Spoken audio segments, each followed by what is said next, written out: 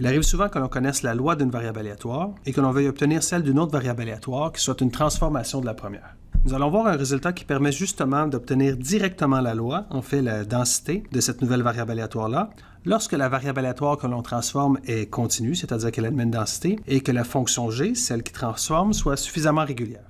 En fait, nous sommes dans un cas typique ou un exemple où le résultat théorique, le théorème, est en fait peut-être moins important que la preuve elle-même. En fait, la méthodologie de la preuve va être vraiment ce que l'on veut, sur quoi on veut mettre l'emphase dans cette capsule vidéo. Quelques rappels avant d'énoncer le théorème. Donc, on dit qu'une fonction g est strictement croissante si je prends deux valeurs u et v dans son domaine et u est strictement plus petit que v. Donc, la fonction est strictement croissante implique que la valeur en u, donc g de u, est strictement plus petite que g de v. Donc, j'ai une définition tout à fait analogue pour la stricte décroissance. Donc, g est strictement décroissance si j'ai l'implication suivante.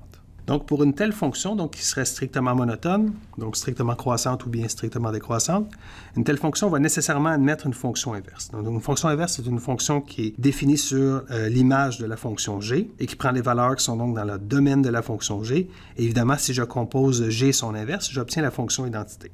Ici, question de notation, il faut être prudent. Quand j'écris g-1, par exemple en un point y, ça ne veut évidemment pas dire que c'est 1 sur g de y. De toute façon, g de y n'est peut-être même pas défini parce que le y est dans l'image de g et non pas nécessairement dans son domaine. Un autre fait à noter, c'est que si g est strictement croissante, alors son inverse sera aussi une fonction strictement croissante et vice-versa. En fait, si la fonction g est strictement décroissante, l'inverse sera elle aussi strictement décroissante.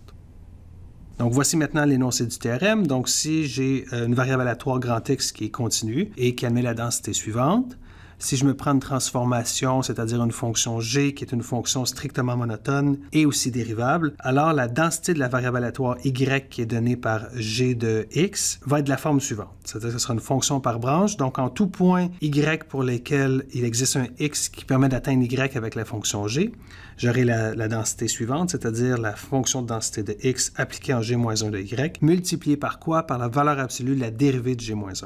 Et si je sais que g-1 va admettre une dérivée parce que ma fonction g elle-même en admet une. Sinon, évidemment, pour les valeurs y qui ne peuvent pas être atteintes via la fonction g, j'aurai évidemment aucune masse, donc la densité de y devrait prendre la valeur 0. Donc, comme on l'a dit plus tôt, en fait, la preuve ici va être très intéressante, en fait, peut-être même plus intéressante que l'énoncé lui-même. On va y trouver beaucoup d'idées très instructives. Donc, supposons que g est strictement croissante. Donc, dans ce cas-là, si j'essaie d'identifier la loi, si j'essaie d'identifier la fonction de répartition, plus précisément de ma variable aléatoire y, je vais me ramener au calcul de la probabilité suivante, c'est-à-dire au calcul de la probabilité qui est ici. Donc, évidemment, y est de la forme g de x.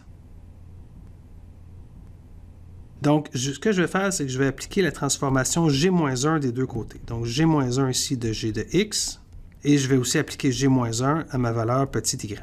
Donc, si je fais ça des deux côtés et que j'ai une fonction g qui est croissante, strictement croissante même, ma fonction inverse étant elle-même strictement croissante, je vais préserver l'inégalité. Donc, du premier côté, la composition de l'inverse et de la fonction elle-même va me redonner l'identité, donc x, et de l'autre côté, ici, là, pour l'instant, je ne change rien. Donc, ce que je viens d'obtenir, en fait, c'est la fonction de répartition de grand X évaluée au point g-1 de y. Donc, évidemment, si je veux obtenir la densité va être donnée donc par la dérivée de ma fonction de répartition. Et là, j'ai obtenu une représentation par fonction de répartition. Donc, c'est la dérivée de la fonction de répartition, en fait, de x, évaluée au point g-1 de y. Et là, je dérive une composition de fonctions. Donc, il me reste donc la dérivée de cette fonction-là ici à l'intérieur, g-1 de y. Et donc, la dérivée de la fonction de répartition, c'est la fonction de densité, toujours évaluée en g-1 de y. Je réécris cette partie-là ici. Et là, je sais que ma fonction g-1 est strictement croissante, donc sa dérivée est positive. Je peux sans problème, donc, la valeur absolue d'une valeur positive, c'est la même valeur. Donc, j'ai obtenu le résultat dans le cas où g est une fonction strictement croissante. Allons-y rapidement maintenant en supposant que g est strictement décroissante. Donc, on va procéder de manière assez similaire. Donc, je me fixe un point et je veux obtenir la fonction de répartition en ce point-là. Donc, je sais que ça, c'est égal à la probabilité, donc y qui est de la forme suivante, soit plus petit ou égal à petit y. Et comme on l'a fait tout à l'heure, je vais appliquer la fonction inverse donc des deux côtés. Donc, de ce côté-ci, j'obtiens la chose suivante. De l'autre côté, j'obtiens g-1 de y. Donc là, ma fonction g-1 est strictement décroissante elle aussi, donc ce qui veut dire que je renverse l'inégalité. Donc je me retrouve, donc composition de l'inverse et de la fonction elle-même gx plus grand ou égal à g-1 de y. Donc en fait, cette expression-là, c'est 1 moins la fonction de répartition de x évaluée en g-1 de y. Donc j'ai encore une fois utilisé la continuité de la fonction de répartition.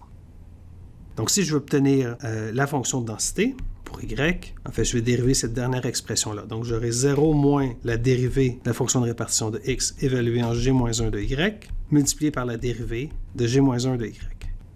Donc, je me retrouve avec un signe moins, mais je sais que g-1 est une fonction strictement décroissante, donc sa dérivée est négative. Donc, ce que je vais faire, c'est que je vais multiplier en fait la dérivée par le moins 1 que j'ai ici à l'avant, ce qui va me donner donc que c'est égal à la valeur absolue de la dérivée de g-1, et encore une fois, j'ai obtenu le résultat qu'on avait annoncé. En résumé, on a vu un théorème qui nous donne des conditions suffisantes afin d'obtenir la densité d'une transformation d'une variable aléatoire continue, et on a mis l'emphase sur le fait que la méthodologie était au moins aussi importante que le résultat lui-même.